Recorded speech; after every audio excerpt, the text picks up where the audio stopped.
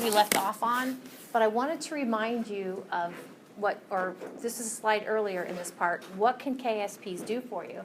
Well, we already saw where if you know the KSP, you can get to the molar solubility. You guys did problems like that.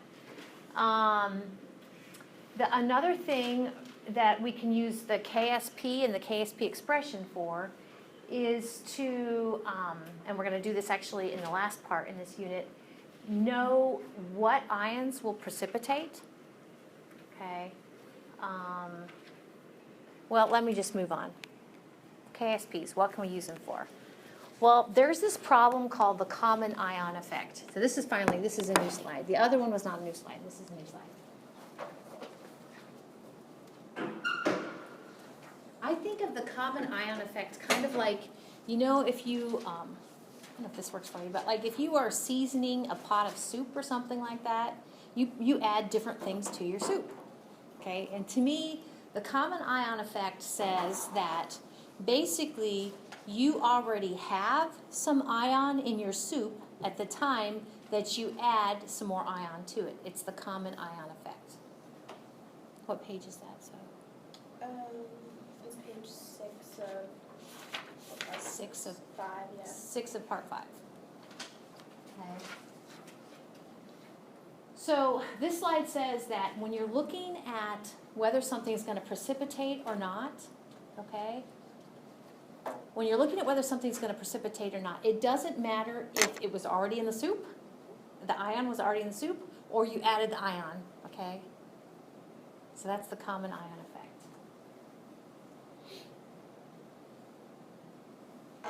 It's all about cooking.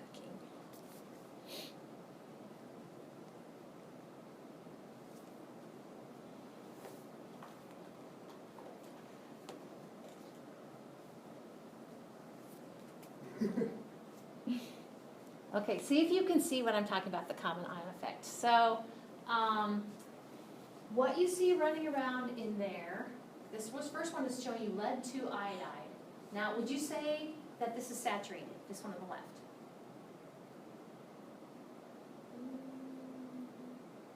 What do you think? Is it saturated? If not, how do you know? It's not saturated. How do you know? Well, there's no sludge. There's no sludge. Yeah. Yeah. It's dissolved. It does its thing. Okay, it's all dissolved. Now, according to the common ion effect, what you have over here, let's see, yeah.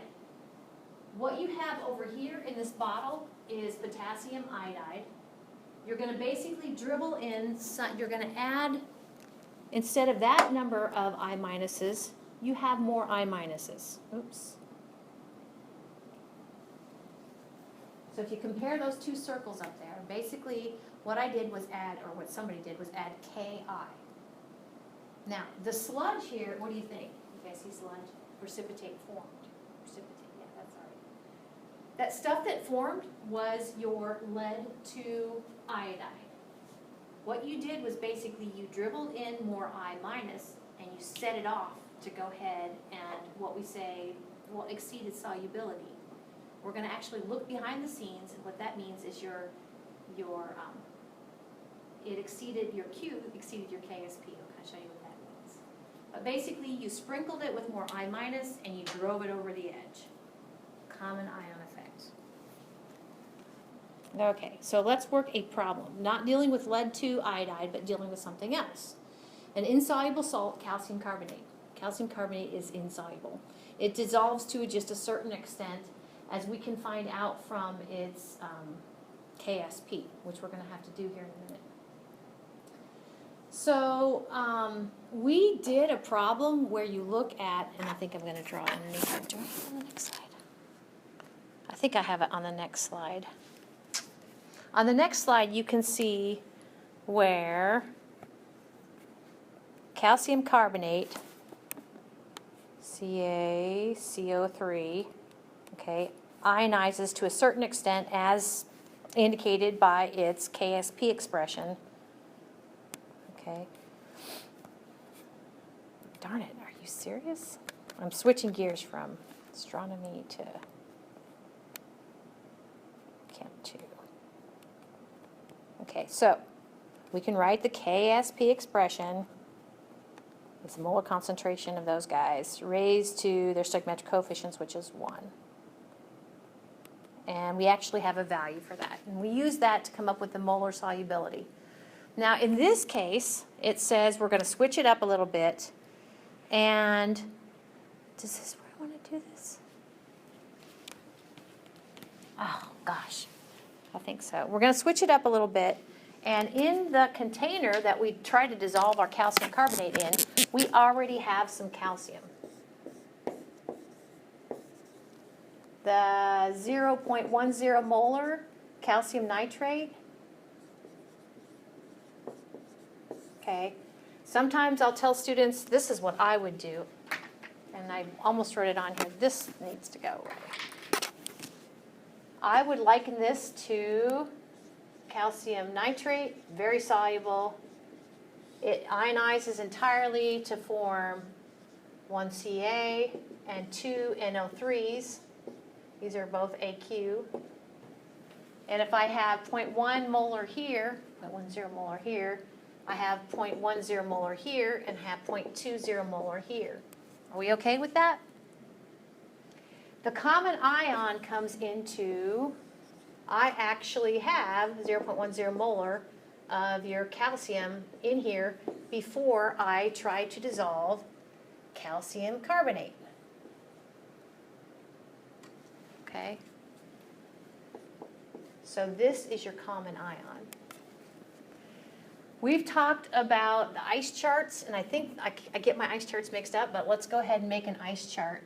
The molar solubility of, or not the molar solubility, the molar concentration of your calcium carbonate, and I said I know that sounds strange. I'm going to put the infinity sign here as your initial.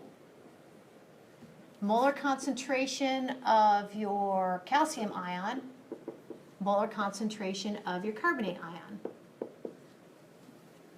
Which one, well, I guess I won't ask it in the form of a question. I'll just go ahead and say, do you see where the initial concentration here is 0.10 molar?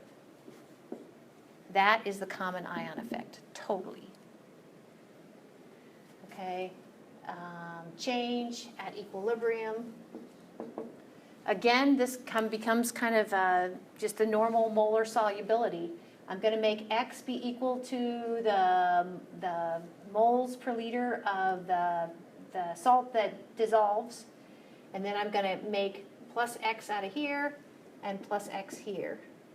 So now my equilibrium concentrations, we have an infinite amount of sludge left. Okay, and this concentration is 0.10 plus X, and this is just X. I'm kind of showing you how to work the whole problem now. It's on the next slide. And these then are the equilibrium concentrations that I am going to plug into this to solve for X. That's just totally it. Okay, so we could write the KSP expression for the equilibrium of the solid that we're trying to dissolve, the insoluble salt. To me, though, well, I already tried to emphasize Monday that you're going to have to be able to write this equilibrium. Does it say to write the equilibrium? No. Do you need to write the equilibrium to understand the chemistry, to come up with the molar solubility? Yes. And so, like I said, if we go ahead and let X be equal to the molar solubility, we let X be equal to the moles of calcium carbonate that will dissolve. That makes a minus X under the calcium carbonate solid. That makes a plus X under the calcium ion and a plus X under the carbonate ion. Be careful though, because remember that we talked Monday that if you have more than one particle formed, you're going to have to take that consideration. That'll be your stoichiometric coefficient. That will be the power that you'll raise the molar concentration to. The catch here in this common ion problem, I'll kind of draw your attention to it over here, is the fact that you already had some calcium present. That's your common ion effect. Where did it come from? It came from your calcium nitrate. What is nitrate? Spectator.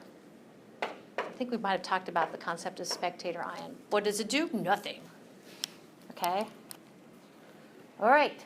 So yeah, this is your ice table.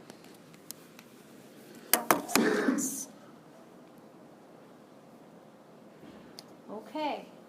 So then at equilibrium, focusing on the molar concentrations of your ions, because that's what you're going to plug into your KSP expression, solve for X. Your molar concentration of your calcium is going to be what it started with, 0.10 plus X. Molar concentration of your carbonate is just simply going to be X. There wasn't any carbonate present to start with. So like we know to do, we go ahead and plug in those equilibrium concentrations into your KSP expression.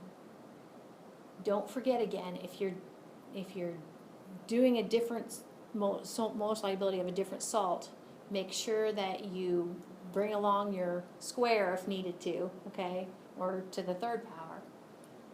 Now, if you take the X through, you're going to end up with 0.10x plus X squared is equal to that number over there. And if you know what that means, you're back to having to use the quadratic equation again. I'm going to tell you, you're going to have to be able to apply this simplifying assumption. Now, the simplifying assumption I'm going to show you assumes that it's an insoluble salt. If it's an insoluble salt, that means that X is pretty small. So if we assume that X is pretty small, put another way, if we assume that X is appreciably smaller than, that's the double less than, 0.10, which is your common ion, I'll show you how this helps us. If this is way smaller, then this quantity up here, okay, if X is way smaller, that quantity simply becomes 0.10. It's a beautiful thing. If this is way small, it doesn't, if you add something to something that's way small, you still have that something.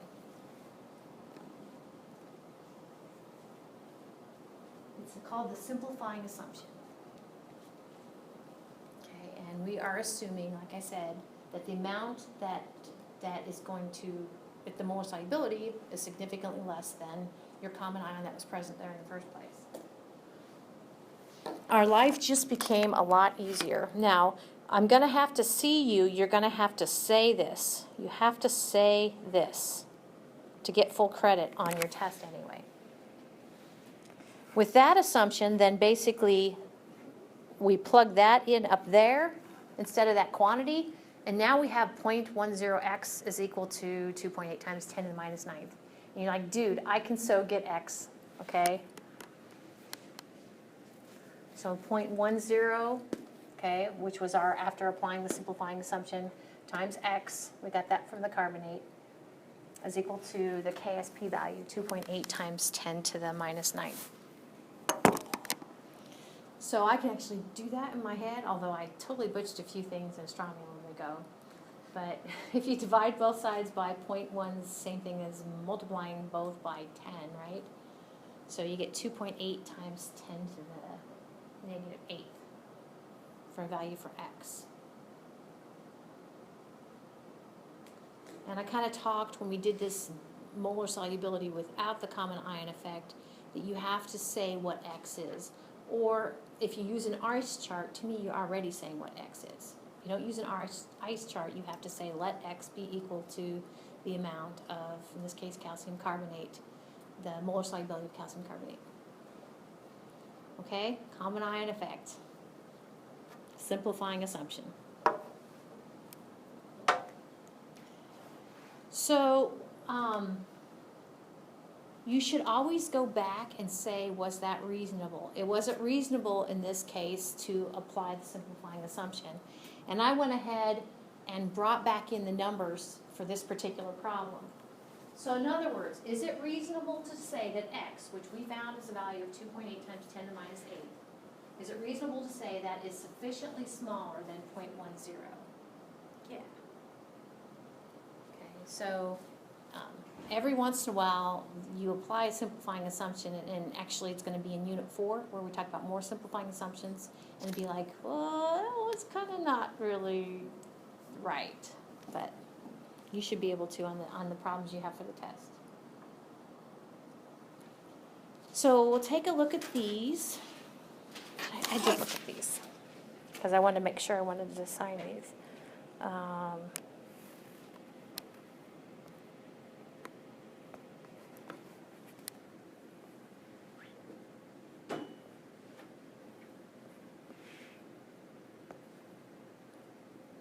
Okay, so calculate the molar solubility of magnesium hydroxide. And notice that you're going to do it like you did for homework that's due today, when it's just dissolving in water. And then for B, go ahead and dissolve it in water that already has some some magnesium present, chloride spectator. And then for the next scenario, go ahead and dissolve it in water that has the hydroxide ion there. Potassium is just the spectator. So my hints go something like this. Or did I? I thought I had hints up there.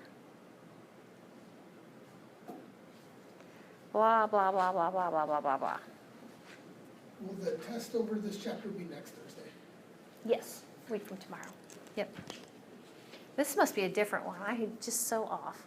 But here's all my hints for A, B, and C. And notice that right off the bat in black over here, to work this problem, 15, I know it doesn't say it, but you have to show the insoluble salt dissolving. So you can pick off the KSP expression from that. And notice that if you're careful about your stoichiometric coefficients, you see that we have a coefficient of 2 associated with the hydroxide that came from the formula of the salt. What does that mean? It means that you have a squared term associated with the molar concentration of the hydroxide. So it actually has consequences as you work these problems. I guess that's my biggest hint there. The next one looks like this. How would you expect the presence of these solutes to affect the molar solubility of calcium carbonate? We worked with calcium carbonate a minute ago. So I think that this one shouldn't be too hard. You know, look for a common ion. If there's no common ion, then it's not going to affect the molar solubility. Okay, so that one's not too bad. Sodium sulfate is saturated with silver sulfate. And they went ahead and told you what that meant. It means that you have a molar concentration with regard to the silver ion is 9.7 times 10 to the negative third. So what is the value for the KSP? So from that, you have enough information. Here I kind of told you to look at the dissolved sodium sulfate. The molar concentration of your sulfate ion is 0.150. And then you're really close to getting the sludge. This is our precipitate of interest, our solid that we're looking at its solubility. Go ahead and write the equilibrium, and from the equilibrium, write the KSP expression. Okay, and then substitute those molar concentrations, the silver and the sulfate.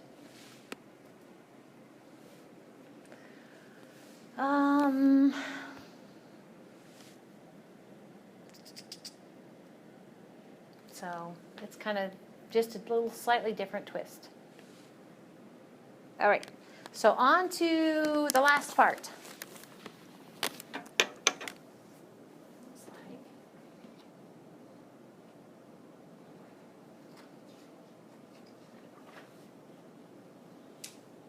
Like this. Okay.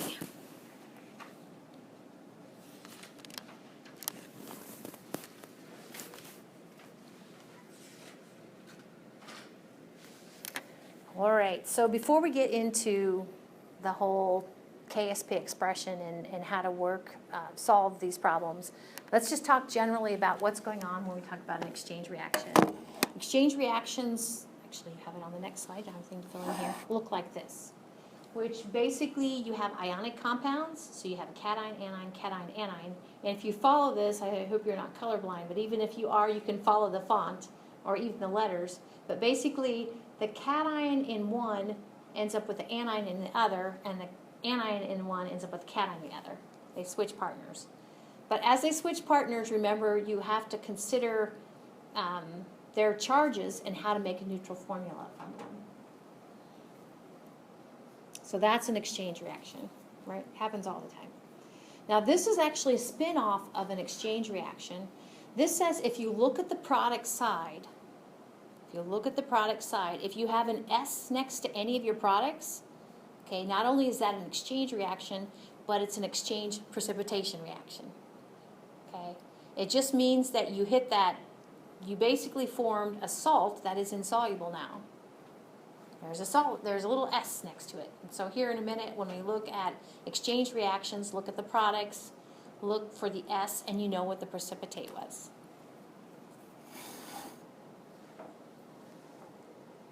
Do you guys have this slide?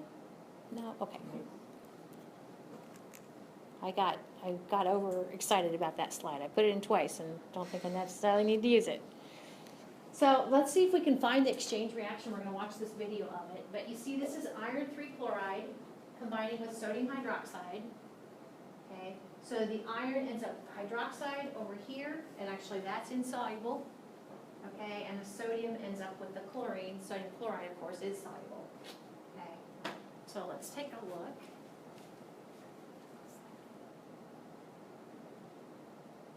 I gotta fix these.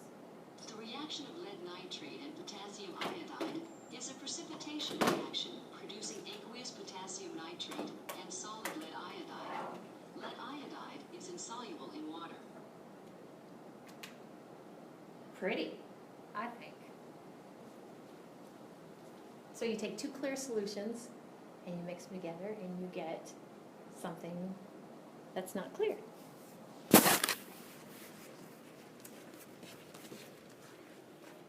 Next one.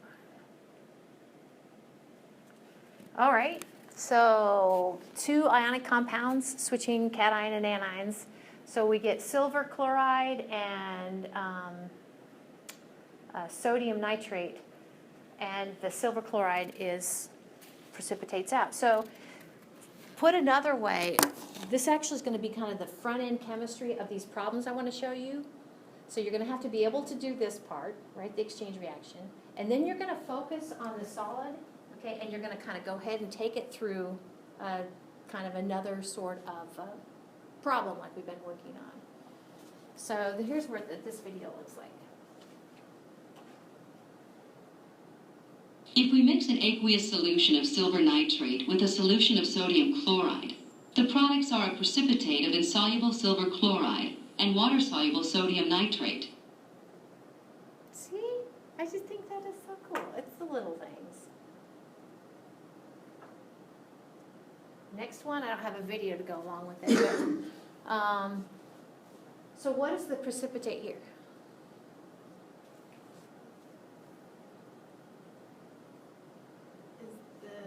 The lead, chromate. Yep, yep. And just so you guys remember the Gen Chem 1 rules, okay, lead actually can form different cations, so we have to call it lead 2 chromate. So, yeah, lead 2 chromate is the precipitate. What's that? It's not this name and stuff again. Yes, it doesn't go away. I still got my flashcards. Okay, good. Actually, You have your flashcards too? I do. Oh, good. Geeks? There you are. So, what is the precipitate here? Sulfur forms a -2 anion, so that would be lead 2 sulfide. I didn't read it on the board, don't worry. Oh. Oh, very good. Now, if you're like me, a question that just came to mind, you're like, well, what if they both form precipitates over here? That'd be interesting. That'd be like a crazy mush. So, well, then they'd all be solid though, so wouldn't it be not liquid at all, or just be a solid? Well, you think so, but it's got a kind of a fluid, an amniotic fluid. It's got H2O. It's floating around in. Because these actually they weren't pure ionic compounds. They were already in water. So when that would happen, would H2O be added to the product side of that equation? No, I don't think so. Oh, so Yeah. little- I think you would. Oh, I see what you're saying. How would you show it was AQ? Well, I guess you'd probably just interpret that it still had that kind of amniotic fluid sort of thing running around the matrix. I guess you call it the matrix still, because of the AQs here. If those were with S's. So anyway, you don't have a problem like that, but that's interesting to think about.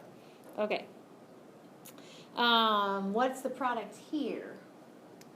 I mean, what's the precipitate here? Iron 3 hydroxide. Iron 3 hydroxide. Very good. if you're like me, I don't really see, it's hard to see.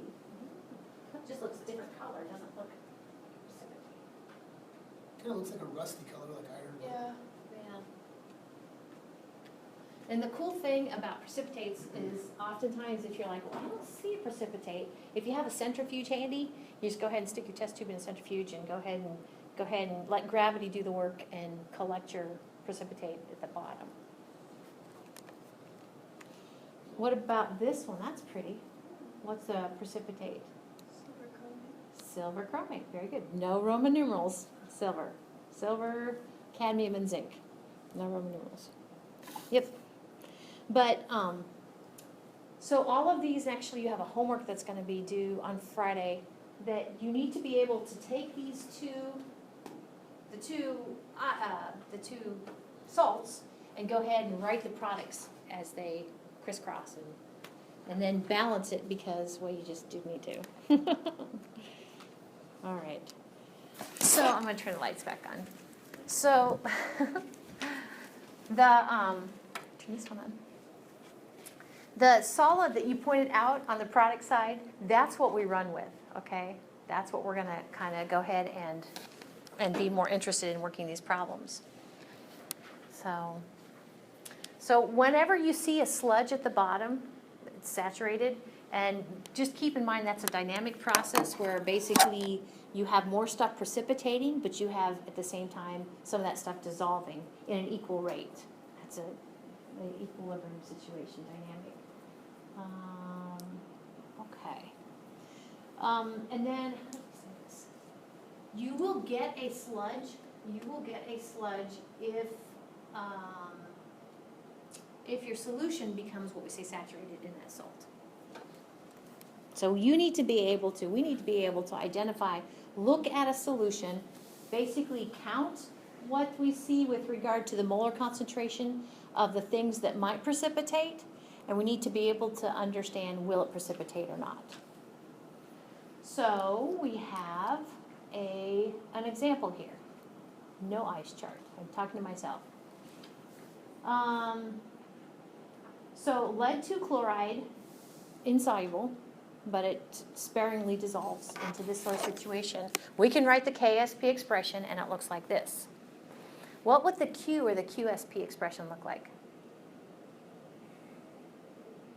Same thing, right. And the beauty of Q, what's the difference between the two? It's just the initial.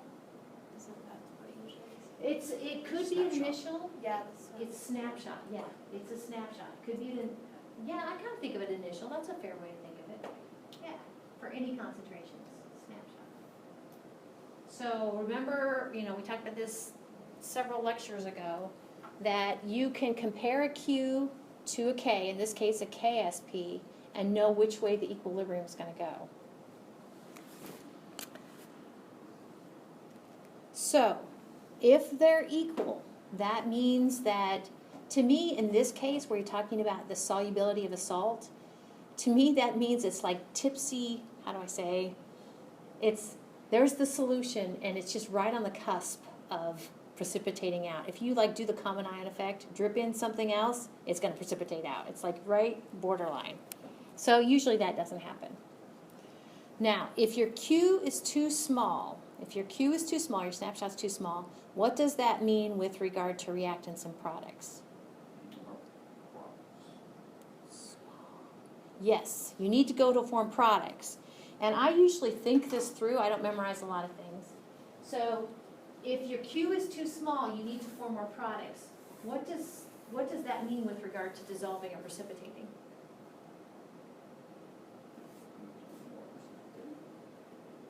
Or it wouldn't be precipitated. This is the dissolved part. So if it needs to form more products, and the products are the dissolved part, it's going to dissolve more. Does that make sense? Yeah. Yep, it dissolves more. So if your Q is too small, you're undersaturated. Well, even some semesters I get to the point and people are like, now what do you mean? So it's undersaturated. What other way to say it? In other words, more will dissolve. More will dissolve. Just because, like you told me, if your Q is too small, then you need more products, and your products are the dissolved species. Cool. Well, you know what the next one is. If the Q is too large, okay, then that means what with regard to reactants and products? Products, so to speak. Yep, your products need to be converted back to reactants again. And in this case, does this make sense? That you're gonna have to basically take some of those things that are dissolved and form your sludge. Okay, in this case, a precipitate will form. So under that, PPT for precipitate will form. Yep, and it's consistent with what we talked about. So if you ever forget, you should be able to kind of think through it again from your equilibrium. Yep. So these slides kind of say that. So we kind of ended up with, if the Q is too big, you have too much of your products, which is your dissolved stuff. It's going to have to go back to form reactants, which the reactants in this case, as we've written it from left to right, is the solid, the sludge. Yep. Okay, so let's work a problem. It's not lead 2 chloride. I don't know why I kind of switched gears here, but we're talking about a different insoluble salt. Sodium chloride, which is soluble, we're going to add that mass to that volume. So in this scenario, I like to draw pictures. That's stalling, I know, but sometimes this actually, I think, helps. Because notice that we are going to add our sodium chloride to not pure water, but this is actually 100 milliliters of 0.012 molar lead 2 nitrate. Now, oops. You're like, well, I have no idea what that is. We'll start looking at what exchanges could happen. Remember, we kind of, the earlier part of this part, we talked about this. To me, I would start thinking NaCl reacting with PbNO3 So actually on my next slide, I don't think I'm necessarily going to do it here, you're actually going to see that exchange written, I think, my slides. Well, let's go ahead and do it. We got time. What time is it? Now the problem is, well, I'll go ahead and say AQ even though it's solid, because it's going to dissolve. The problem is making sure that we balance it. So like on a test or on your homework, you can't just write that down. You have to make sure it's mass balanced. So the products would be NaNO3, and this is where you're going to have to remember your ionic compounds. Na is a +1, NO3 is a -1, so it looks like that. I'm good with that. And the other thing is the lead 2 chloride. So to me, it has to be lead 2 PbCl2. Are we good with that? I hope so. I think earlier on, even to this afternoon, we talked about that actually lead 2 chloride is an insoluble salt. So that's kind of the exchange part of this problem. Is it balanced yet? Nope. So I'm liking a coefficient of 2 in front of my NaCl and a 2 in front of my NO3. Is it balanced now? Yep. So be able to kind of do that. Now, will a precipitate of lead 2 chloride form? This is where I said, to me, when you work these, not only do you do that, but this sort of problem requires that you go ahead and take your lead 2 chloride and show it how it ionizes or separates. Oops, I better put a 2 in front of my Cl-. So we could write the KSP expression molar concentration of the +2 cation times the molar concentration of chloride ion squared, right? All right. So it kind of looks like a little bit of a common ion problem. Maybe, maybe not. So you'd be like, well, how am I supposed to get these two concentrations? I'll go ahead and write my Q is equal to the molar concentration of lead-2 ion times molar concentration of chloride ion squared, Q. How can we get our lead-2 concentration?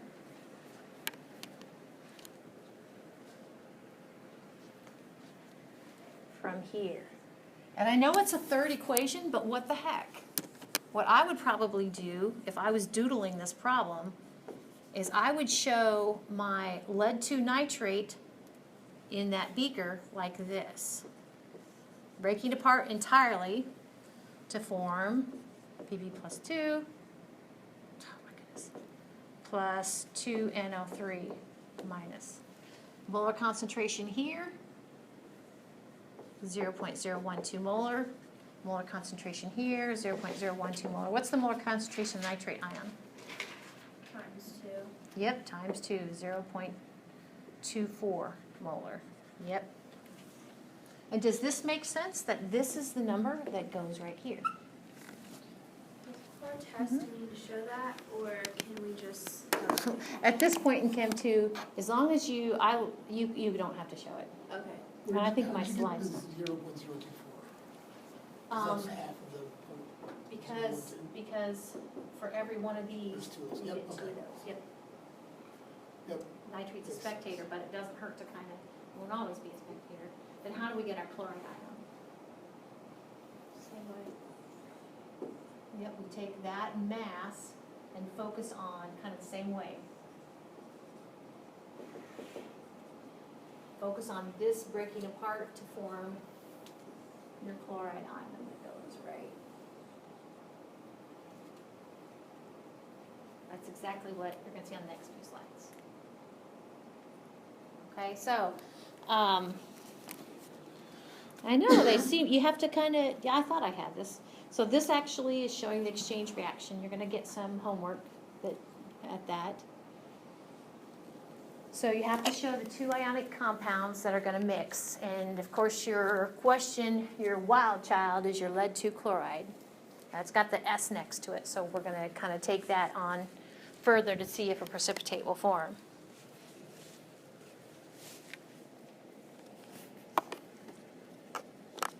I don't need to necessarily tell you what's going to be on the test, but you will be asked to do this on the test.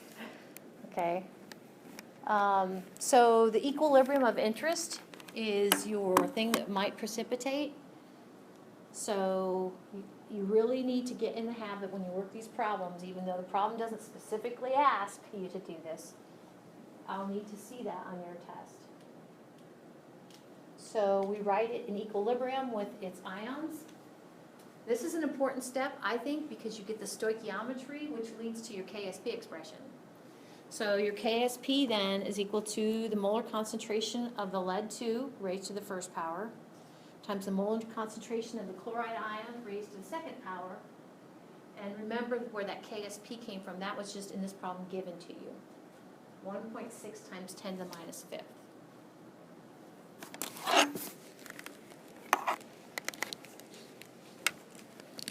$1.6.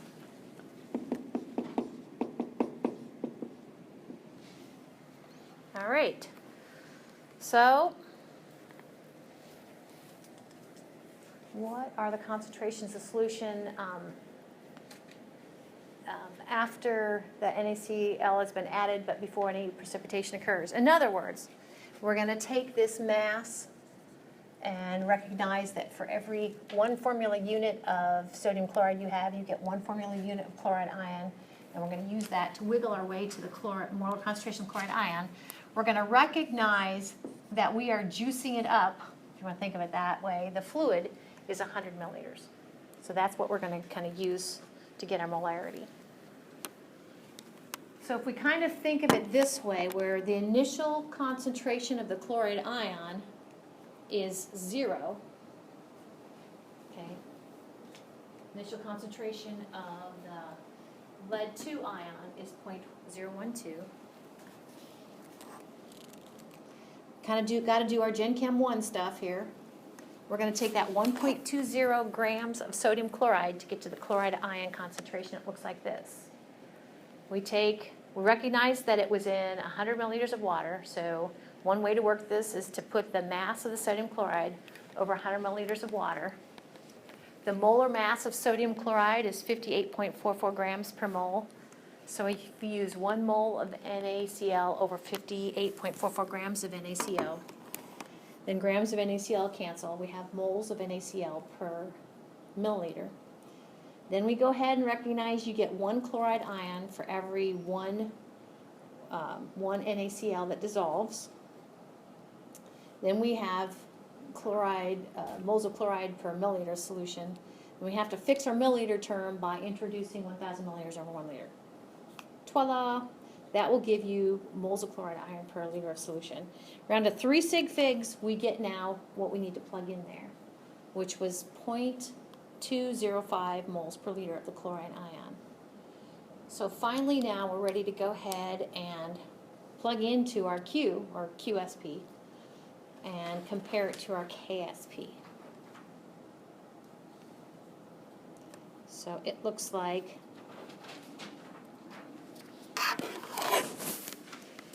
oh, it's mad. Hang in there, little computer. So plugging in those values, we get a Q is equal to 0.012, which is the lead 2, times 0.205 raised to the second power.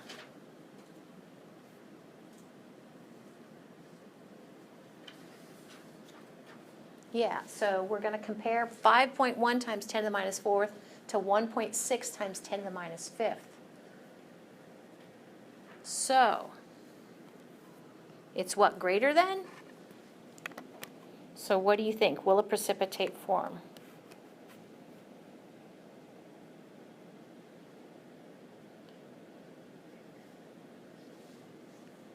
Yes.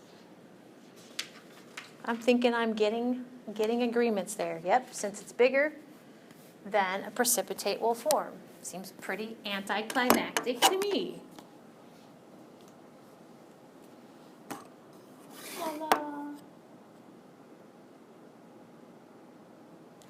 It's like, especially for this particular question, because it's like you get a 50-50 chance of getting it right. So I know how you guys think. So why even do all this? Well, if you guess right, you definitely, I will just laugh on the test, because if you did go through this process. Put another way, if you go through this process and you make a mistake somewhere and you get the wrong thing, you'll get most of the credit. Do you know what I'm saying? That seems right. It seems way more complicated until you write it all out, and then it makes more sense. Yeah. Like, you know what I mean? Yeah, I think so. Okay, so I went ahead and pulled these forward. So yeah, I just think that these will help doing these hot on the heels of what we've done. And we'll take a quick look at them. Be sure to write the precipitation reaction. The precipitation reaction is that top one. That's the exchange. Precipitation is the exchange. And the chemical equilibrium of the salt in question. So this is what these look like. 27, 28, 31.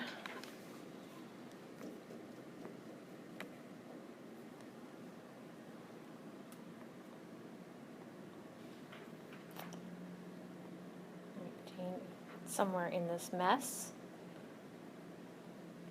There we go. Now I'm going to push these suggestions out there, or these hints. And these hints actually contain the other two problems that you don't need to do. So will magnesium fluoride precipitate if you take that mass of magnesium chloride, which is hexahydrate, and add it to that molar concentration of potassium fluoride? So up there at the top, this is the slide I thought I was on. Those 3 purple checks are your ticket to how do you work these. You need to write the exchange reaction, write the equilibrium of the insoluble salt, write the KSP expression, along with anything else you need to do. So I'll just kind of put all these hints up there. So this follows a similar pattern as to what we just did, very similar. To me, the hardest thing about this goes back to a Gen Chem 1 sort of thing. How do you tease out the molar concentration of the magnesium from that mass of magnesium chloride hexahydrate? Not my problem, it's yours. So, then the next one looks like this. Will you get a lead 2 chloride precipitate if you go ahead and dissolve those volumes and molar concentrations of potassium chloride and lead 2 nitrate? Again, look at, in this case, make sure that you combine your volumes to get what the total volume will, the new volume will be as those little ions swim around. Okay, so, and then the third one looks like this. Will precipitation occur in these cases? Okay, so just kind of, oops, you know, it could be, now I don't know if this applies to any of you, but this could be an example where if you're like, oh, I understand these problems, I don't need to do all 3 of them. Well then, just take a little hit on the homework that you don't do all 3 of them. Okay, but you should at least do some of these problems. Okay? All right, that's all I got. We'll pick up there on Friday. So